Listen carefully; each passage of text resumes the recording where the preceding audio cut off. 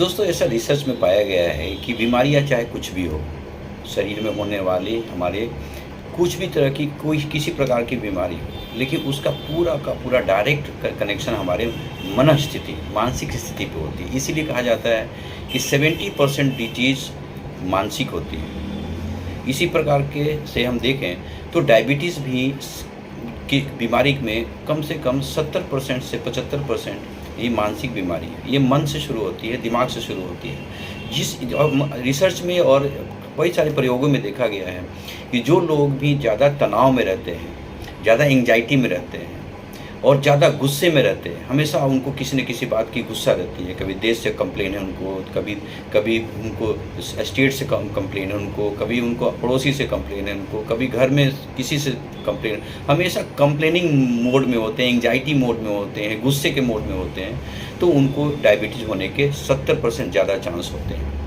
ऐसा इसलिए होता है क्योंकि जब भी आप गुस्से के मोड में होते हैं, आपका मेटाबॉलिज्म पूरा का पूरा डिस्टर्ब हो जाता है। पचने और की जो प्रक्रिया है पूरी तरह से ध्वस्त हो जाती है और खाना ढंग से पच नहीं पाता है, ऑर्गन सही ढंग से काम नहीं कर पाते हैं, आप स्ट्रेस में होते हैं और उसका परिणाम होता है कि डायबिटीज़ आपके जीवन में आ जाता है। साथ ही साथ इसके अलावा एक जो बड़ा कारण है डायबिटीज़ का, वो लेट से सोना, देर से सोना। जो हमारा शरीर है उसका एक बॉडी क्लॉक है जिसको सर्केडियन रिदम कहते हैं या सर्केडियन क्लॉक कहते हैं। वो जब आप लेट से सोते हैं, देर से सोते हैं, किसी भी कारण से, चाहे स्टडी के कारण से, जॉब के कारण से, गेम खेलने के कारण से या किसी भी अन्य कारण से, अगर लेट से आप सोते हैं तो ज़्यादा चांस है कि आपके शरीर का जो क्लॉक है, बॉडी क्लॉक है, बायोलॉजिकल क्लॉक है, वो डिस्टर्ब होगा और उसके डिस्टर्ब होने से अपने जो ऑर्गन्स हैं उनके जो अपने पर्टिकुलर जो काम है वो सही ढंग से कर नहीं पाते हैं और उसके नतीजा कई सारी बीमारियां हैं जिसमें मुख्य रूप से डायबिटीज़ होते हुए पाया गया है।